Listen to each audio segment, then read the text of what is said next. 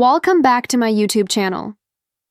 It was 1 a.m. when the knock came, soft, hesitant, yet desperate. I opened the door and my heart froze. My daughter stood there, her face bruised, her eyes swollen from tears, and her body trembling like a leaf in a storm. Before I could speak, she collapsed into my arms. I held her tight, the scent of rain and fear mingling in the air. Her voice came out broken. "Mom! He beat me. For his mistress." Each word cut deeper than the last. My breath hitched, anger and sorrow clashing like thunder inside me. I looked at her, my little girl who once wore fairy wings and danced in the kitchen, now shattered by the man who swore to protect her. I didn't scream. I didn't cry. Instead, I walked to my wardrobe and pulled out something I hadn't worn in years, my police uniform. The weight of it was familiar, grounding. It wasn't just fabric. It was resolve. I dialed a number I'd buried long ago, my old partner. When he picked up, I said only 6 words. "The plan starts, now." Within an hour, the wheels of justice were turning. The law I once served still remembered my name. My daughter's husband didn't see the dawn as a free man. But this story isn't about revenge. It's about awakening. Because that night, something greater began. My daughter, after weeks of recovery, stood tall again, not just as a survivor, but as a voice for others. Together, we started an outreach program for women who had no doors left to knock on. Every time she speaks to a woman trembling in fear, I see the same spark that once guided me in uniform: courage. And when she ends her talks, she always repeats my words from that night. The plan starts now, because silence ends here. It was a night wrapped in silence, the kind that feels heavy, almost sacred.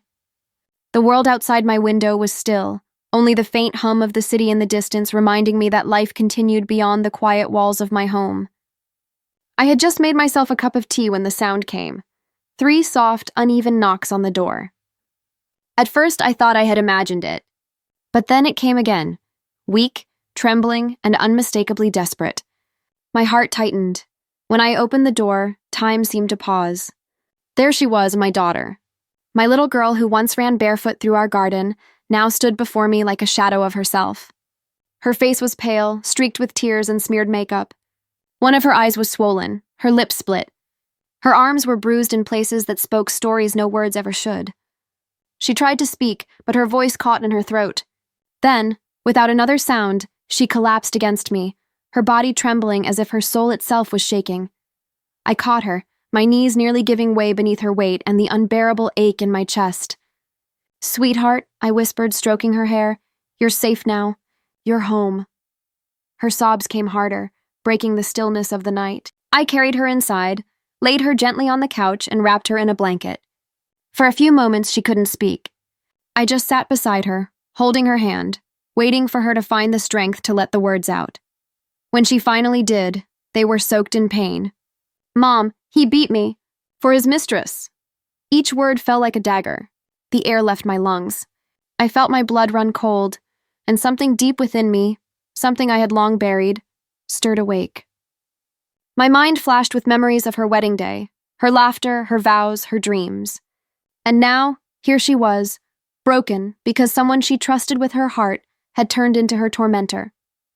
I wanted to cry, to scream, to rage against the injustice of it all. But I couldn't, not then. I knew she needed something stronger than my tears.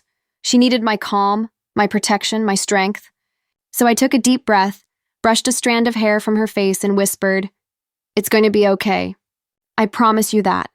As I sat there, watching her drift into an exhausted sleep, I felt the fire build inside me, the kind that once fueled me through long nights on duty, through every case I'd ever solved, every injustice I'd ever faced. That fire was back, and I knew what it meant. This wasn't going to be left to fate or fear. Tonight, something was going to change. As she slept, I sat in the dim light, listening to the slow rhythm of her breathing and feeling the storm that raged inside me. Every bruise on her skin was a story of betrayal, and every tear she had shed was a cry that went unanswered for far too long. When she finally stirred awake, her eyes were red and swollen, but beneath the exhaustion, there was something else. Shame. She couldn't even meet my gaze. "Mom," she whispered, her voice cracking, "I thought he loved me. I did everything he wanted, tried to be everything he needed, but he... She trailed off, clutching the blanket like it was her only protection from the world. I took her hand gently and said, "You don't have to explain, sweetheart. None of this is your fault." But she shook her head, tears spilling down again. "He said it was because of her," she continued in a trembling voice. "He said I wasn't enough anymore. He told me to leave, and when I begged him to talk, he..." She stopped, covering her mouth, her body shaking. I didn't ask her to finish. I didn't need to hear the rest. The silence that followed was heavy, filled with things neither of us could say aloud. I remembered the man she had married, charming, polished, all smiles and promises. He had looked me in the eye years ago and vowed to protect her, to cherish her, to treat her like a queen. I believed him. I had seen him hold her hand with tenderness, and I'd thought she had found her forever. But forever, I was learning, could turn cruel. I felt a deep ache in my chest as I looked at her. My daughter, once so full of life, now hollowed by pain and humiliation. I wanted to gather every piece of her broken heart and put it back together, to undo what had been done. But what burned even more was knowing that this wasn't just about him or her. It was about every woman who had ever been told to stay quiet, every daughter who had been made to believe that love and suffering were the same thing. She leaned against me, her head resting on my shoulder, and whispered, "Mom, I'm scared. What if he comes for me?" I tightened my hold on her. "He won't," I said softly, but with a promise underneath the words. I could feel her fear, her confusion, her guilt, emotions I knew too well from the women I had once helped during my years in uniform. But this time it was different. This time it was personal.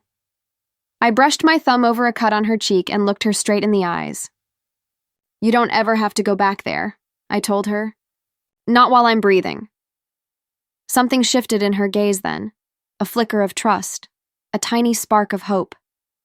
And that was all I needed. I knew in that moment that I would do whatever it took to protect her. Justice wasn't just an idea anymore. It had a name. It had a face. It was my daughter. I sat there for a long time, my mind replaying every word she had said. The room was filled with an eerie quiet, the kind that follows a storm but holds the thread of another. My daughter had fallen asleep again, her hand still clutching mine, her breathing uneven but calmer. I brushed a loose strand of hair from her forehead and stood slowly, careful not to wake her. My heart was heavy, but my purpose had never been clearer. I walked to my closet, the one I hadn't opened in years, and pulled it open. There it was, my old police uniform. The dark navy fabric, crisp even after all this time, carried memories that rushed back like a flood. I ran my fingers over the badge, feeling the weight of everything it once stood for: justice, courage, protection. I had worn it proudly for decades, fighting for strangers, for victims whose faces I barely knew. But tonight, it wasn't about strangers. Tonight, it was about my own blood. My own child. As I laid the uniform on the bed, a strange calmness washed over me. The kind of calm that comes not from peace, but from knowing exactly what needs to be done. I slipped into it slowly, almost ceremoniously. Every button I fastened felt like reclaiming a piece of the strength I had put away with retirement. The leather belt, the polished badge, the scent of old fabric.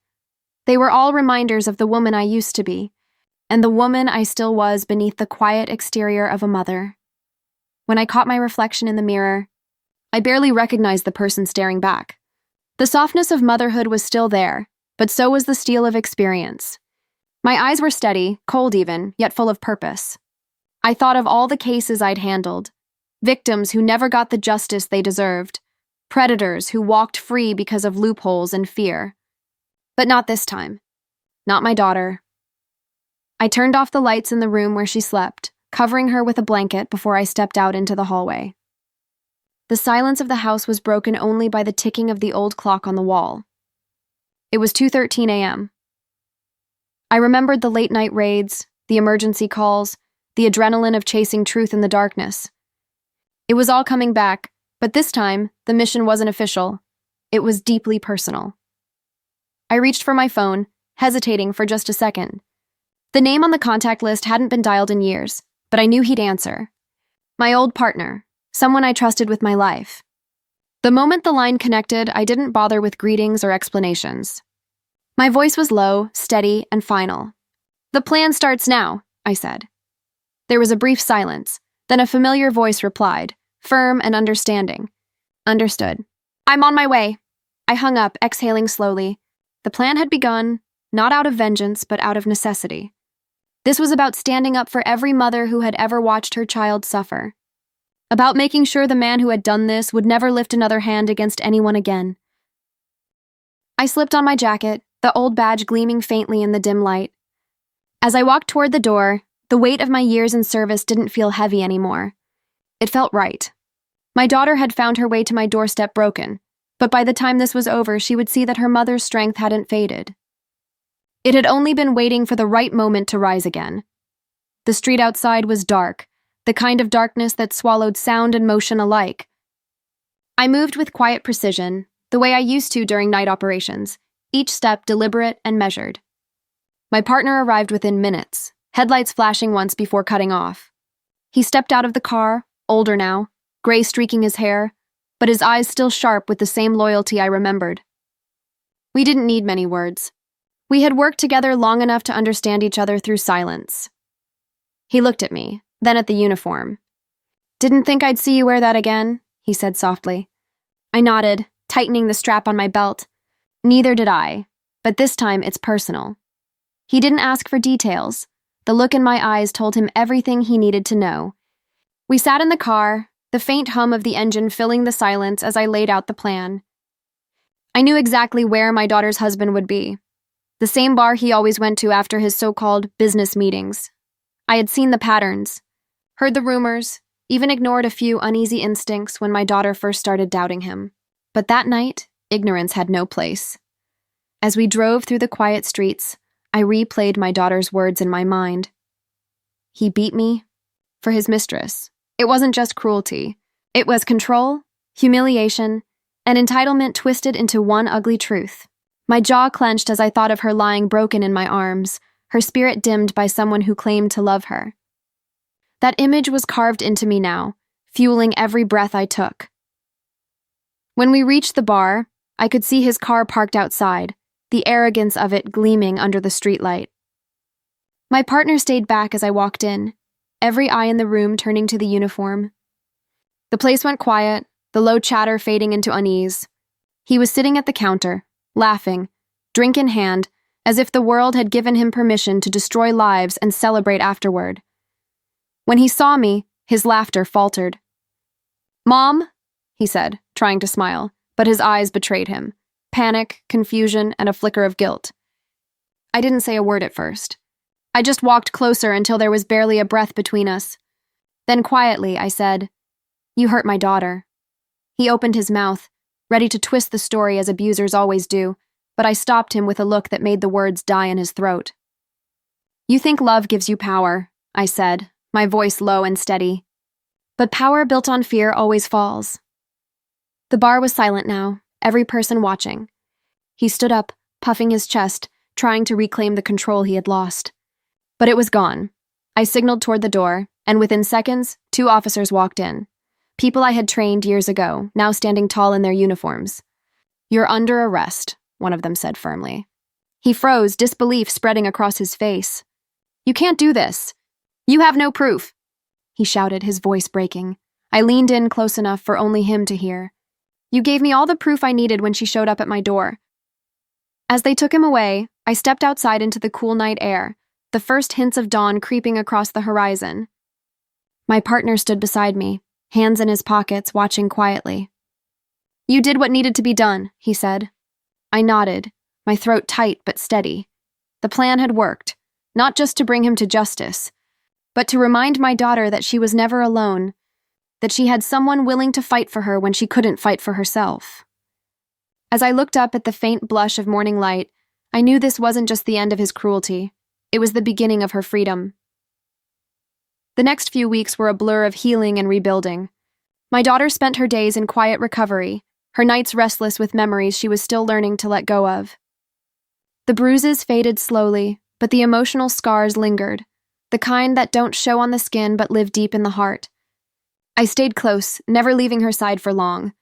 I cooked her favorite meals, held her when nightmares woke her, and reminded her that she didn't need to rush her healing. There were moments when she'd look at herself in the mirror and flinch, whispering, "I don't even recognize who I am anymore." And each time, I'd tell her softly, "You're finding her again, the woman you were always meant to be." Gradually, the light returned to her eyes. It started with small things. The way she smiled at the sound of music again. The way she began to sit in the garden and let the sun warm her face. The way she dared to laugh without fear of being silenced. Healing is never linear, but every day she grew a little stronger, a little braver. I could see her spirit rebuilding itself piece by piece, like a phoenix rising from ashes. Then one morning she came to me holding a notebook. "Mom," she said, her voice steadier than it had been in months, "I want to help others. I want to make sure no one feels as alone as I did." Her words hit me like sunlight after a long winter. I smiled and nodded, knowing exactly what she meant. She was ready to turn her pain into purpose. Together, we began making calls, reaching out to local shelters, organizations, and friends from my days in the force.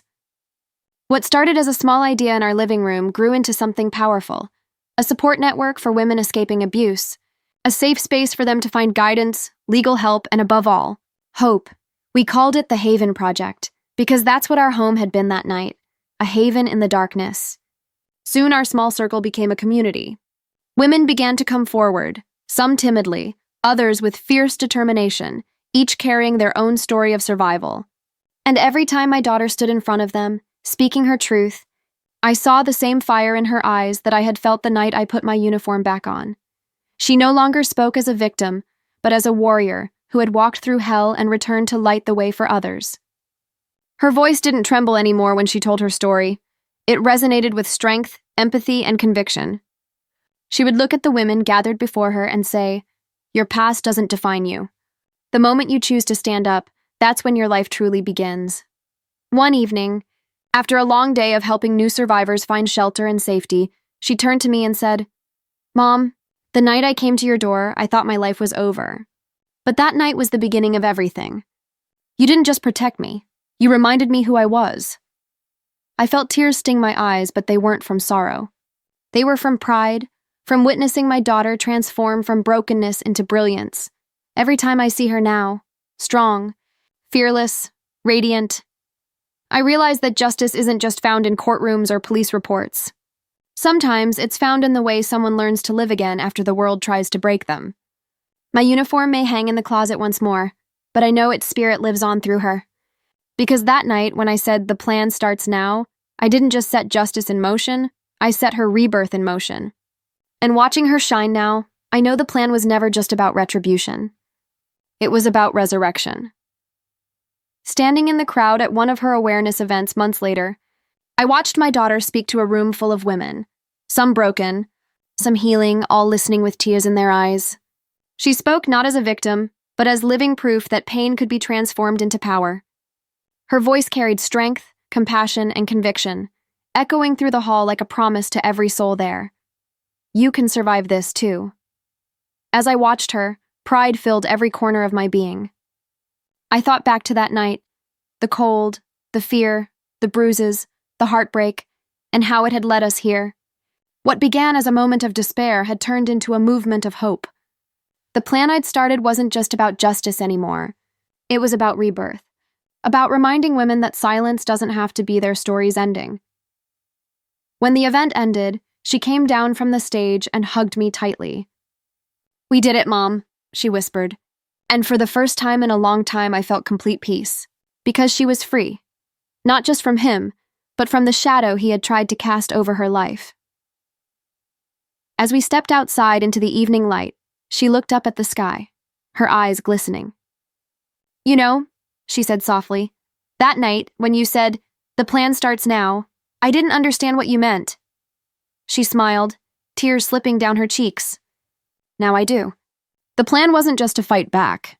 It was to rise, and in that moment I realized she was right. Justice had been served, but something far greater had been born. The courage to stand tall, to rebuild, and to help others find their voice.